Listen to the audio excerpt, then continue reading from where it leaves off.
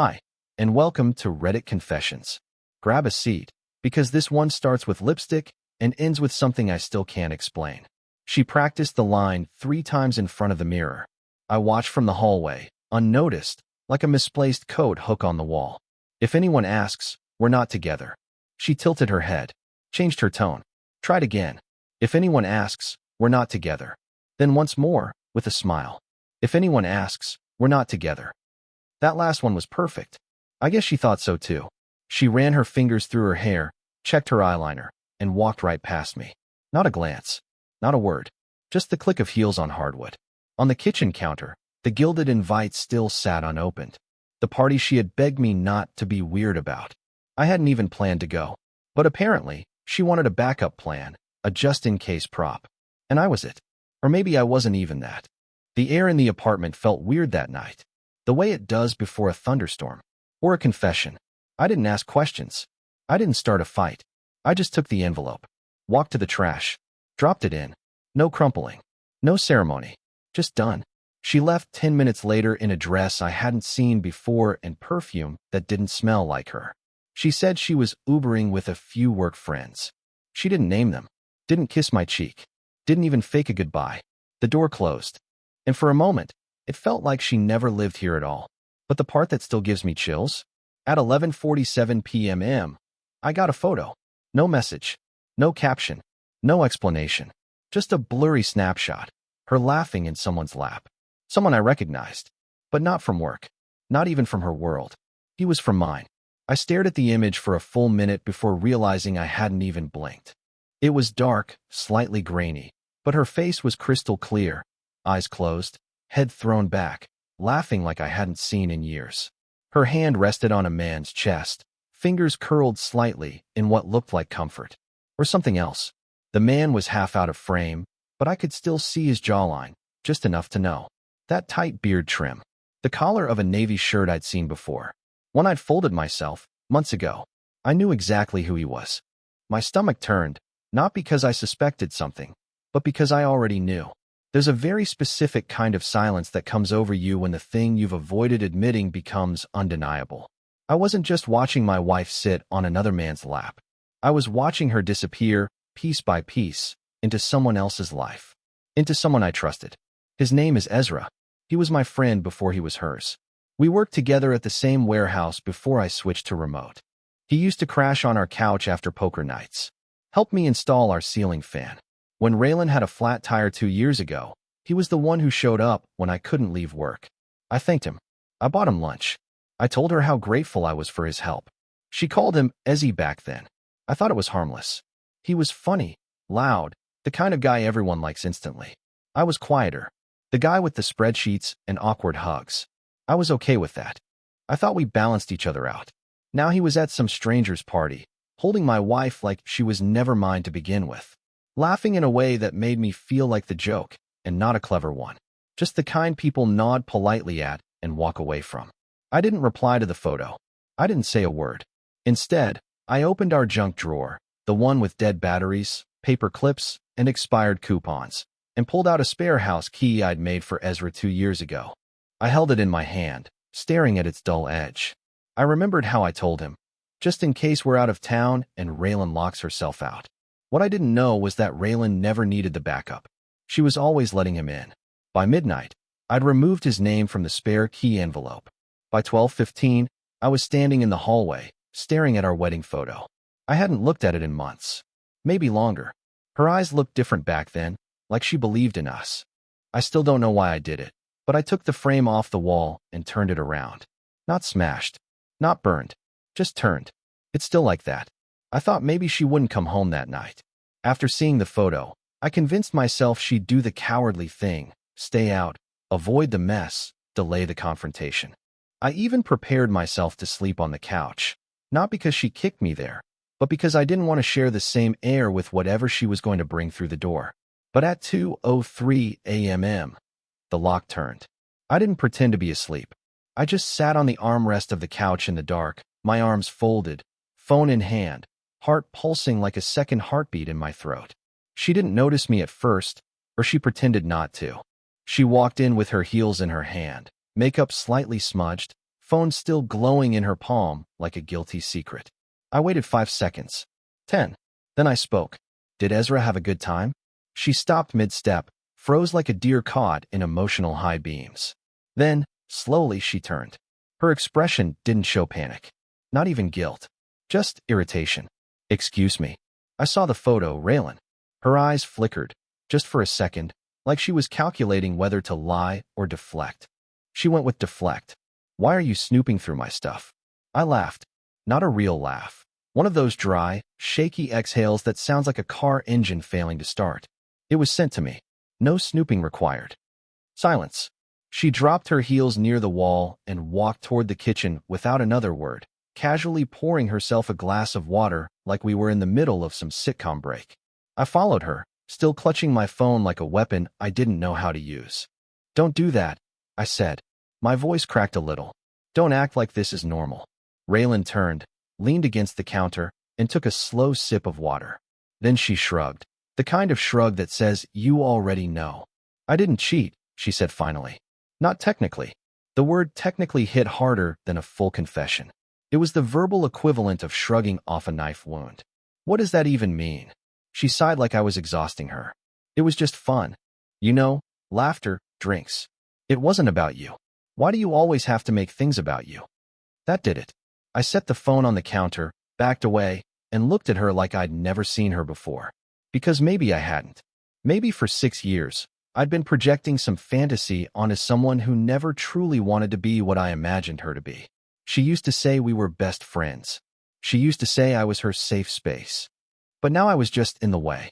And then, out of nowhere, she tossed this grenade. If we weren't married, I'd probably be happier. I didn't respond. Not because I didn't have anything to say, but because, for the first time, I realized that saying anything wouldn't matter. She wasn't looking for a conversation. She was paving her exit with my silence. And I gave it to her. That night, I didn't cry, but I did make a list. 3 things Raylan loved more than me. Her image, attention, Ezra. And as I stared at that third item, I started thinking, maybe it was time I became someone else in this story. Someone unexpected. The morning after was somehow worse than the night. Raylan slept in, or pretended to. I stayed in the kitchen, staring at my untouched coffee until the sun had climbed so high it felt like it was mocking me. Everything was quiet, but not the kind of peaceful quiet. It was the kind that buzzes in your ears like something is about to snap. She finally emerged around 10:30, wrapped in one of my old hoodies like nothing had happened. She didn't say good morning, didn't mention the photo, just poured herself a smoothie and scrolled through her phone like her betrayal had expired overnight. I wanted to scream. Instead, I went back to my list. Item 4, her phone. You see, a year ago, Raylan and I were in a phase where we shared everything. That included passwords, Spotify, Netflix, even her cloud storage because she kept forgetting her login. I remember helping her once when she locked herself out of her iCloud and writing it down in my Notes app just in case. I hadn't thought about it in ages, until now. She left her phone face down on the kitchen counter when she went to shower. She never used to do that. But lately, always screen down. Like her secrets had faces. I didn't touch her phone. Instead, I went to my laptop, logged into the cloud, and that's when I found it. Not just messages, but voice memos. She wasn't just seeing Ezra. She was documenting it. There were audio clips, her giggling about late-night drinks with Ezzy. Another one where she said, I swear, if Wendell asks me how work was one more time, I'm going to scream. He has no idea I call Ezra when I work late. Then more laughter. There were photos too. Not explicit, thank God, but close. Ezra's arm draped around her waist in some rooftop bar. Her in the passenger seat of his car, sipping from a straw with sunglasses too big for her face. There was one where she was holding a wine glass and the caption read, Not my husband's budget. I don't know how long I sat there. 10 minutes? 40? Time stopped making sense. The files were dated weeks back. She didn't just fall into his lap at some party. She had been living this second life while I was grocery shopping, folding her laundry, fixing the squeaky cabinet in our bathroom like some domesticated fool. I should have confronted her right then, slammed the laptop shut, and demanded an explanation. But I didn't. Instead, I backed everything up. Screenshots, audio. I even emailed it to myself under a folder titled The Truth. Because now, I wasn't just hurt. I was curious. How deep did this thing go? How many people knew?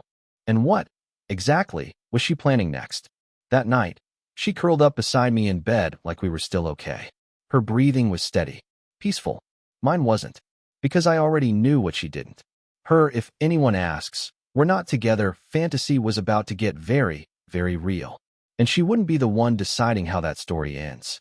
On Tuesday, she told me we had dinner plans. That alone was strange. Raylan hadn't initiated a single shared plan in over 3 months. No dinner dates. No movie nights. No us time. So when she suddenly walked into my workspace and casually mentioned a dinner with friends, I didn't react right away. I stared at her like she was speaking in code. She wore that overly rehearsed smile, the one she uses when she's halfway lying. Just a few people from my job, plus their partners. Ezra might be there too. She added like it was a side note. Like she wasn't slowly testing my temperature. I nodded. And that was it. I agreed to go. But I didn't do it for her. I did it because I needed to see what this version of her looked like when she thought I still didn't know. We showed up at the restaurant Thursday night. One of those places with dim lighting and overpriced appetizers. The table was already full. Laughter floated up like steam off the plates. And there he was, Ezra, wearing a smug, tailored button-up like the main character in a bad romance novel. When Raylan introduced me, like I was a casual acquaintance, not the man she'd vowed to spend her life with, I felt my throat tighten. "This is Wendell," she said, then quickly added, "my husband," as if it was an awkward footnote. Ezra barely made eye contact, just smirked and gave one of those fake-out handshakes that last half a second too short. The whole night was a performance. She leaned in to laugh at his jokes, ignored mine, touched his shoulder when he said something stupid, and glanced at me occasionally like she was daring me to explode. But I didn't. I smiled, ate my salmon, asked polite questions. I watched them like a detective stuck inside his own case file. Because I wasn't just a husband anymore, I was a witness. It was when Ezra stood up to take a call that I made my move. Raylan was sipping her wine, distracted, scrolling through her phone under the table. I leaned in slightly and whispered just loud enough for her to hear. "You two are terrible at hiding things." She froze. Her hand jerked slightly, knocking the base of her glass against the table. It didn't spill, but her confidence did. She looked up slowly. "What?" I smiled. "You heard me." For the first time in weeks, she looked nervous, genuinely unsure. Her lips parted, but she didn't speak. She looked toward the restroom, where Ezra had disappeared, then back at me, and I leaned in even closer. "I wonder what your friends would think," I said, "if they knew you were practicing breakup lines in front of the mirror, or how many voice notes you keep hidden in the cloud." That was it. I didn't raise my voice. I didn't call her names. I didn't need to. She stared at me like I had just ripped the script from her hands mid-performance. And then I stood up, calm, collected, like the version of me she never expected to grow a spine. I placed a few bills on the table, more than enough to cover my meal, and before walking away, I said, "If anyone asks, tell them we're not together." Her face turned pale. I walked past Ezra on my way out. He smiled, clueless, but not for long, because the next part of my plan was already in motion, and neither of them were going to see it coming. The night after the dinner, Raylan came home late. Not surprising, not new. But this time, there was a strange energy in the air. She didn't slam doors, didn't toss her heels in the hallway like usual. She was quiet, watching me without looking directly at me, like I was a lit fuse she didn't know how long she had before it burned out. I played my role well. I nodded at her, offered her leftover Thai food from the fridge, asked about work. I even mentioned the dinner like it was a pleasant memory.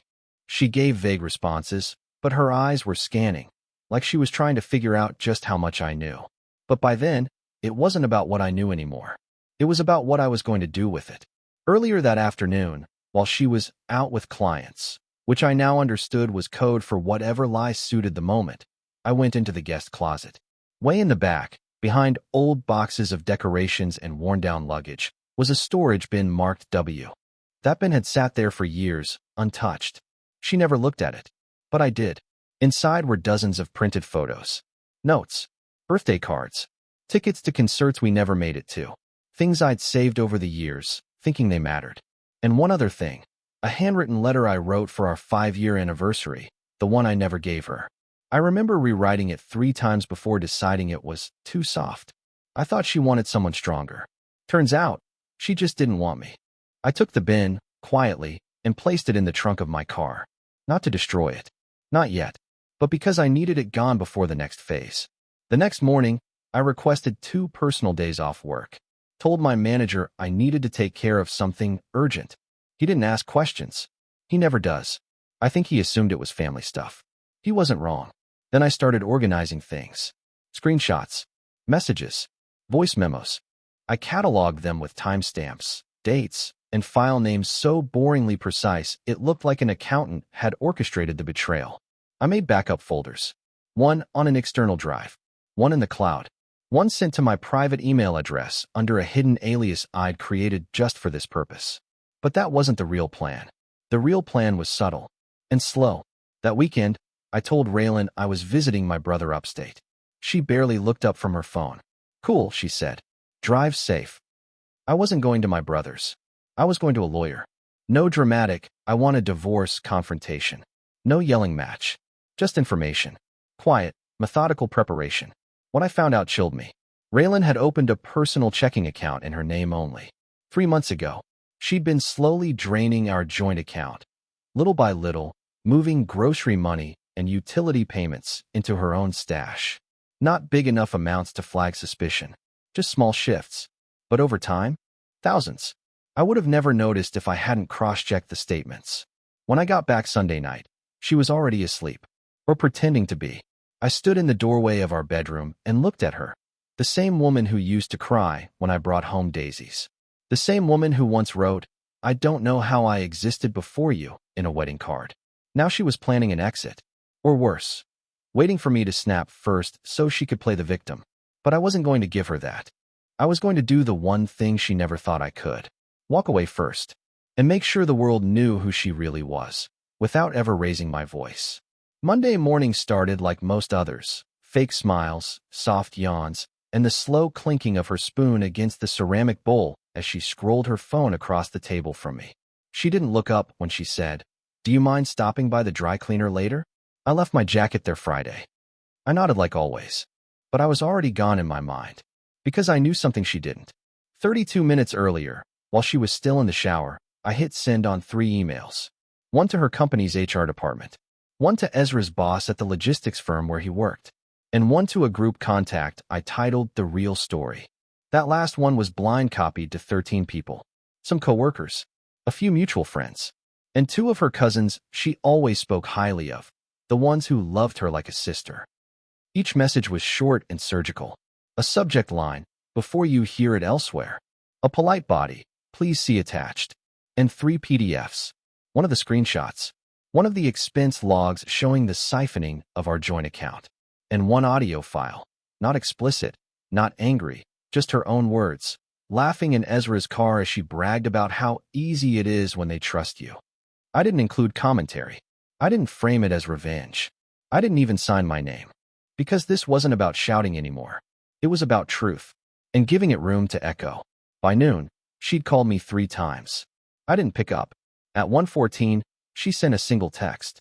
"What did you do?" I didn't reply. When I got home at 5:40, she was already waiting, pacing in the living room in her robe, hair tied up like she hadn't decided whether she was going to cry or scream. Her phone was in her hand, but she wasn't using it, just gripping it like an anchor that was no longer holding. "You told them?" she asked, her voice thin. "No," I said calmly. "You did. I just showed them what you already recorded." She swallowed hard. Her posture changed. That sharp defiance she always wore like perfume. It evaporated. "What do you want from me, Wendell?" That question nearly made me laugh. Not because it was funny, but because it was absurd. After everything, now she wanted to talk. Now she wanted to negotiate. "I wanted honesty," I said. But that ship set itself on fire months ago. She looked like she was about to collapse. Not physically, emotionally. Her face had that hollow panic. The kind you get when you realize you're the only one still pretending the stage lights are on. "I was going to end it," she whispered. "I was going to tell you. I just needed time." "You had time," I said, then paused. "You had years." She sat down on the arm of the couch, elbows on her knees, rubbing her temples. For a second, I actually felt bad. Not because I regretted exposing her, but because she genuinely didn't know how to function without the control she'd always held so effortlessly. She'd lost it, not in a dramatic, screaming breakdown, but in the quiet realization that she no longer got to decide how this story would be told. And then she said something I'll never forget. "I didn't think you were capable of this." That's when I realized something about her, and maybe about myself too. She never feared losing me. She only feared being exposed by me. And now that the masks were off, she wasn't angry. She was scared, but not because I yelled, because I didn't. And the silence spoke louder than anything I'd ever said. She stayed in the house for 3 more days. I barely spoke. She barely moved. There were no more arguments, no defenses, just silence. The kind that follows a long, slow storm, where nothing is left to fix because everything's already broken. She tried to make small talk once, asked if I wanted to order sushi. Another time, she left a bottle of wine on the table with 2 glasses like it was some kind of peace treaty.